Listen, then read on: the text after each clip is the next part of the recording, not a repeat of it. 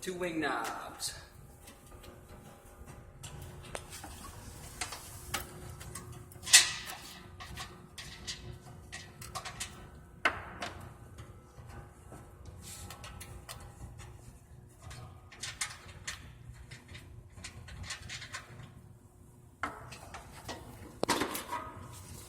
Here's your safety switch.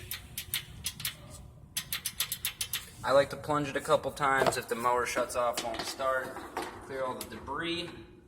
Let's go ahead and seat this down in here. Make sure it's making contact, good contact. Go ahead and reseat these.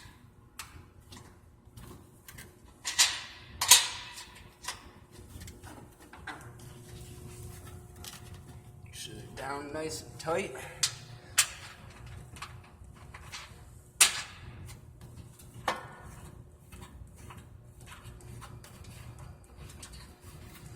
We're making good contact at the switch.